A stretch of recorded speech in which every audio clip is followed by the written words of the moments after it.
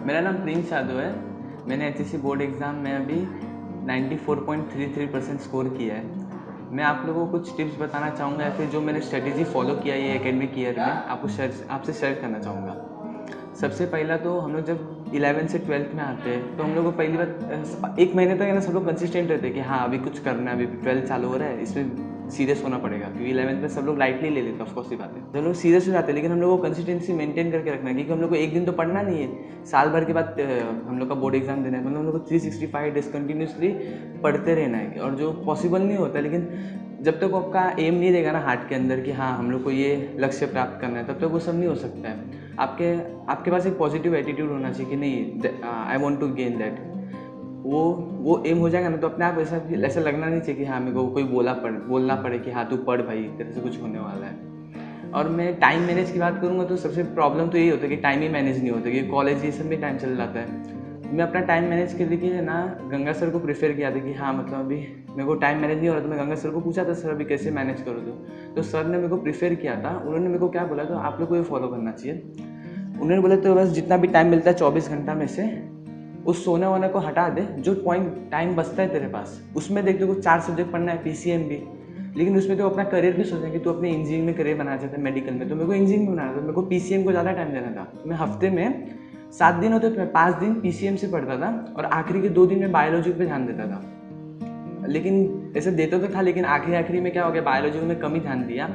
और वो मेरा थोड़ा बैकलॉग बहुत ज़्यादा हो गया था। लेकिन मैंने कैसे किया था कि पीसीएम मेरा पढ़ता था मैं डेली, तो मेरा वो सब्जेक्ट है ना बोर्ड के 2-3 महीने पहले सब पढ़ के हो गया था मेरा, तो मैं आखिरी टाइम पे सिर्फ रिवीजन करता रहता था और टेस्ट देता रहता था। तो फिर मैं एक्स्ट्रा टाइम तो भी बच जाता था, तो मैं क्या सोचा था, फिर मैं बायोलॉजी का बैकलॉग कंप्लीट कर डालता हूँ। मैंने बैकलॉग कैसे कंप्लीट किया, क्योंकि बहुत ज़्यादा रहता है बायोलॉजी में, मेरे को उतना इंटरेस्ट नहीं था जितना मैंने सोचा था फिजिक्स केमिस्ट्री सब में। तो मैंने क्या किया कि पीवाईक्यूज चालू कर दिया सॉल्व करना, क्योंकि मेरे को उसको और समझ नहीं रहा था। तो मैं पीवाईक्यू सॉल्व किया, मैंने देखा बहुत सारे क्वेश्चन रिपीट होते रहते, तो मैं उसमें ऐसा सीक्वेंस देखा कि हाँ ये हो रहा है, तो मैंने उसको उठा लिया और सॉल्व करते रहता था। उसके बाद जैसे जैसे मैंने किया, तो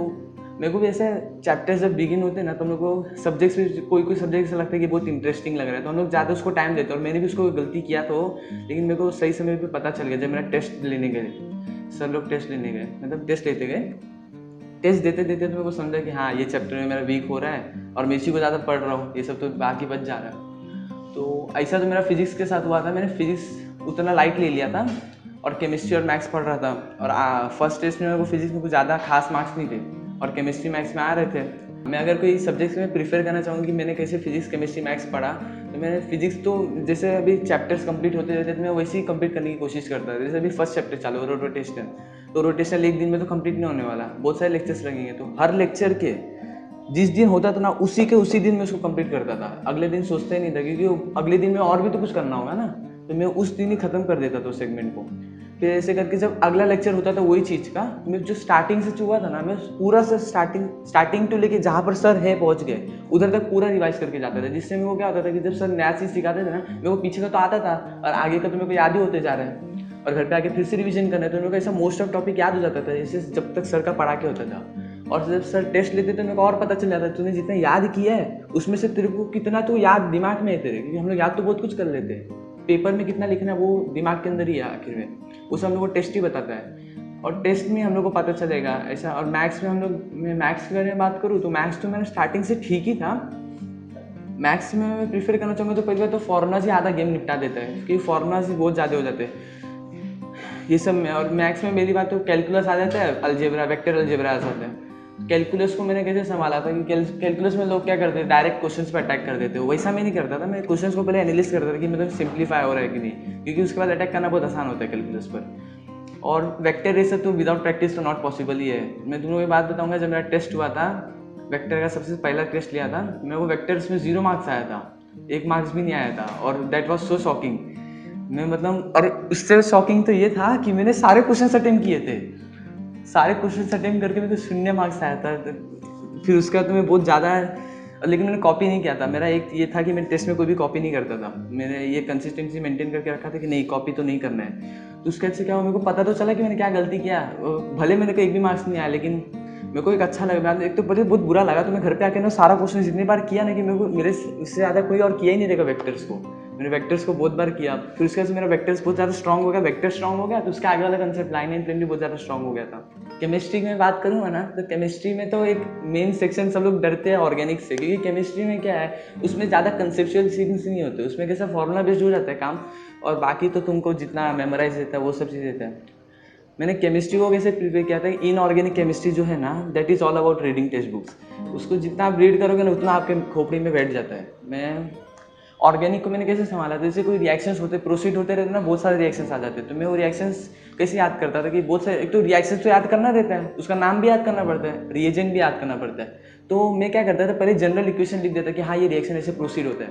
उसके बाद वो अल्काइल हैलाइड रहेगा एग्जांपल के लिए, तो अल्काइल नंबर में बदलता रहता था, और ऐसे बहुत सारा लिख देता, तो मेरे को इससे प्रैक्टिस हो जाता कि हाँ ऐसे ऐसा हो रहा है, और उसके समय 2 प्रैक्टिस होता था, तो जो रिएक्टेंट और प्रोडक्ट था ना, दोनों का नाम लिख देता था कि हाँ ये चीज़ है, तो मेरे से आयु पैक का भी काम हो जाता था। ऐसे मैंने केमिस्ट्री को संभाला था। फिजिक्स, केमिस्ट्री, मैथ्स और बायोलॉजी, सच में बोल रहा हूँ मेरा बहुत ज़्यादा बैकलॉग था। इसको मैंने सच बोलूँ तो मैं आखिरी के 2 महीने पहले पढ़ा था, जो भी पढ़ा था। हम लोग पढ़ते तो है सब, वो समझ में आता है, लेकिन पढ़ते जाते तो आगे का पीछे गायब होता है, पूरा खतरनाक गायब होता है। तो मैंने क्या किया था कि मैंने सोचा था पहला टेस्ट पढ़ा, पहला टेस्ट में हुआ अच्छा नंबर आया छोड़ दे, दूसरा टेस्ट हो रहा है उसमें अच्छा नंबर आया ठीक है, नहीं हो रहा था एनालिसिस करना बहुत ज़्यादा इंपॉर्टेंट है। मैं ऐसा प्रीफर करता था ना कि अभी समझो 1 चैप्टर हो गया, 2 चैप्टर हो गए, 3 चैप्टर हो गए, ऐसे सीक्वेंस में 5 चैप्टर हो गए, तो हम लोग को पहला चैप्टर तो याद नहीं रहता, तो मैं क्या करता था, आगे का पढ़ता था पीछे का रिवीजन, आगे का पढ़ता था पीछे का रिवीजन, ऐसे मेरे को जो सीक्वेंस में चल रहा है वो भी याद हो जाता था, और टेस्ट में भी मेरे को पता चल जाता कि मेरे कहाँ गलतियाँ हो रही है। और ऐसे मैंने फॉलो किया, तो मेरा 2-3 महीने पहले तक सब पढ़ के हो गया था सारा, और तो मेरा बायोलॉजी बचा था, तो मैं बायोलॉजी वैसे ही PYQ सॉल्व करके किया। और सपोर्ट और गाइडेंस के बारे में बात करेंगे तो मेरे को न्यूटन्स एकेडमी ने बहुत ज़्यादा हेल्प किया इस सब चीज़ में, क्योंकि जब मेरा पढ़ के हो गया था ना, तो आपको ये जानना जरूरी होता है कि आप किधर गलती कर रहे हो। तो मैंने क्या किया था कि सर ने हम लोग का बहुत सारा प्रीलिम्स लिया था, बहुत प्रीलिम्स लिया था, तो स्पेशली जब मेरा मैथ्स की बात करूँ, मैथ्स से तो मैं इतना प्रीलिम दिया था, मैं थक गया था दे के। अभी मैं बुक पूरा एक बुक दिए थे हम लोग को चंदन सर ने, कि बैठ के सॉल्व करते, मैं सारा सॉल्व किया था,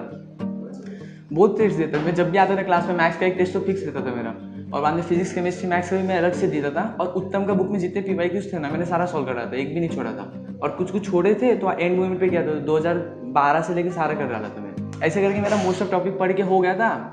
और सपोर्ट के बारे में बात करेंगे तो मेरे दोस्त लोग तो मेरे को हमेशा, क्योंकि कंसिस्टेंसी ना 1 महीने तक सबका प्रिफरेबल रहता है, जब तक वो अंदर हार्ट में आग नहीं रहता ना कि हाँ that I have to gain, तब तक वो तो नहीं होता है। लेकिन 365 डेज तक मेरे को वो अटेंड करना है, इसका पॉजिटिव एटीट्यूड मेरे को मेरे दोस्त लोग ही देते थे। सच बोला, मेरे को जितना दोस्त लोगों ने प्रीफर किया ना, मतलब पॉजिटिव एटीट्यूड दिया ना, उतना और कोई नहीं दिया। वो लोग मेरे को हमेशा है,